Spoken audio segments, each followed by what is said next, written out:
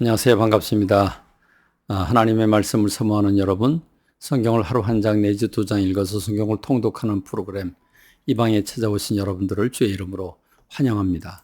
오늘은 신명기 21장에 관한 말씀을 나눌 텐데, 하나님은 인권, 인륜을, 사람과 사람지간의 윤리, 그리고 인권, 한 사람의 생명을 소중히 여기시는 그런 하나님이십니다. 하나님께서 구체적으로 어떤 경우를 말씀해 주고 계시는지 다양한 경우를 좀 살펴보도록 하겠습니다. 하나님은 도피성을 만들어서 무죄한 자의 피를 흘리지 못하게 해라. 다시 말하면 고의적으로 살인한 것이 아니라 참 어쩔 수 없이 그 부지 중에 살인을 한 경우에 그 사람을 보호해 주도록 하나님이 도피성을 만들어 주십니다. 그런데 도피성에 가기 전에 그 보복자들이 따라와서 도피성에 들어가기 전에 사람을 살인하고 도망을 간 경우가 있습니다. 이런 경우에는 어떻게 해야 할 것인가 하는 것입니다. 하나님은 그러면 그렇게 피살당한 사람이 그 피살당한 사람의 위치가 어디인지, 그래서 어느 지파가 제일 가까운지, 제일 가까운 지파, 어느 지파에 소속되어 있는지, 어느 지파 사람들에게 제일 가까운지 그곳을 찾아서 그 지파 사람들이 공동체 의식을 가지고 그 사람을 위해서, 그 피살당한 사람을 위해서 속죄 그 제물을 암송아지를 드려서 속량을 받도록 그렇게 말씀하고 있습니다.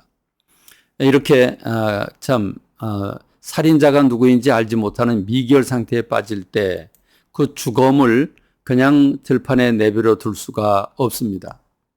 하나님은 그런 주검을 그 무지한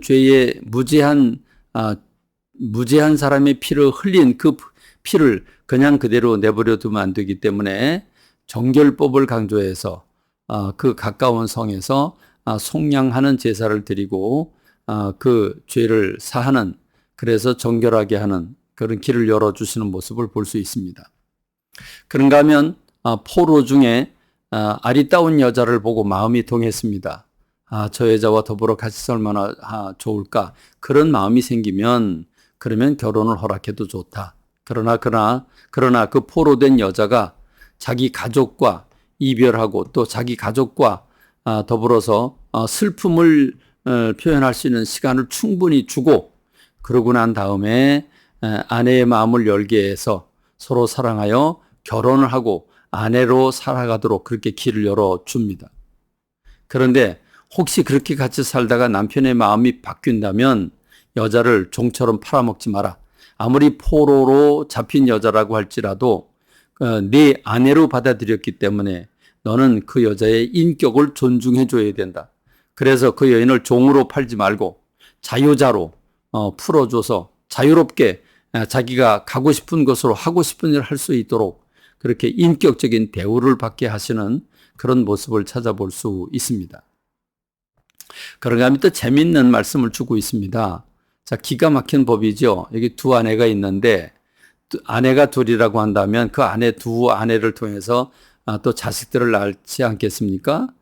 그러면 누구를 장자로 삼아야 할 것인가? 그러면 두 아내라고 한다면 먼저 아내가 있고 그 뒤에 아내를 얻었다면 먼저 아내가 아들을 낳은 게 장자가 되겠죠.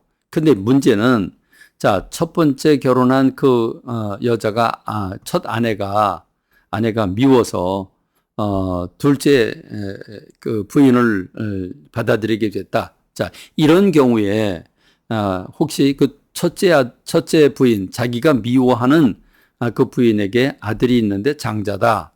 그러면 그 아들에게 마땅히 재산을 상속하게 하되 갑절에 상속량을 주라고 하는 것입니다. 미워한 죄값이지요. 미움을 받았는데 조강지처 아닙니까? 그 조강지처를 향한 그 마음, 그 조강지처를 생각하는 그 인권 또는 인격 보호를 하고 있는 거죠.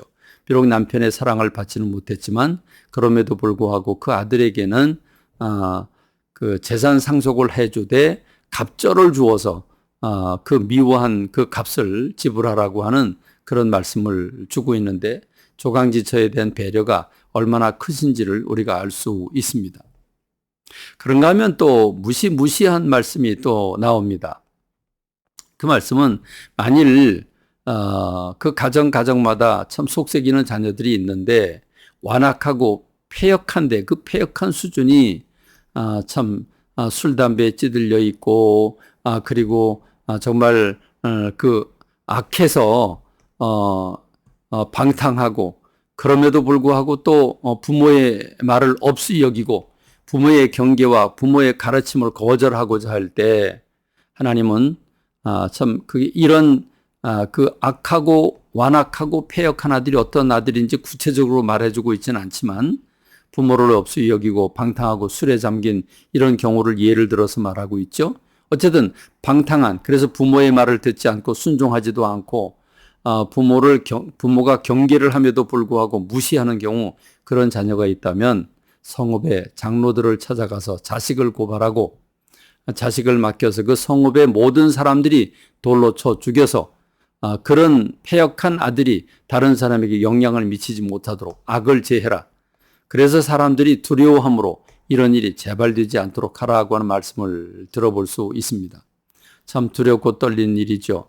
오늘 우리가 우리의 자녀들을 참 주님의 말씀으로 잘 양육해야 되는데 그렇지 않은 경우 우리는 그냥 소가리만 하고 마는데 구약시대 하나님은 아주 엄벌을 내리라고 말씀하고 있는 장면을 볼 수 있습니다.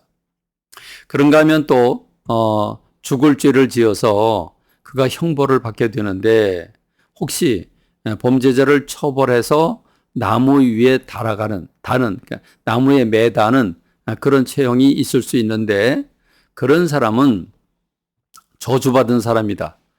나무에 달아서 치욕을 남겨주었으면 됐다. 그런데 밤새도록 달아나와가지고 그런 참 저주받고 치욕을 남겨준 그 사람의 그 상태를 밤까지 계속 유지하게 하면 그 땅이 더럽혀진다. 그러니까 죽은 시신을 밤새도록 내버려 두지 말고 나무에 매달되 당일에 한해서 다른 사람들에게 경각심을 가지게 하기 위해서 나무에 다는 것까지 허락은 되겠지만 그러나 밤새도록 매달아놔서 죽음이 지배하지 못하고 또 저주가 그 땅을 지배하지 못하도록 그 땅을 성결하게 해야 된다고 말씀하고 계십니다. 여러분, 주님이 제시하시는 한 가지 이렇게 살펴보면 우리의 삶에 얼마나 구체적으로 주님께서 사람들이 행복하길 원하시고 안전하길 원하시고 성결하길 원하시는지를 알 수 있습니다. 주님의 이런 마음을 알고 주님의 뜻대로 살아가는 저와 여러분이 되길 간절히 소망합니다. 감사합니다. 말씀 뵙겠습니다.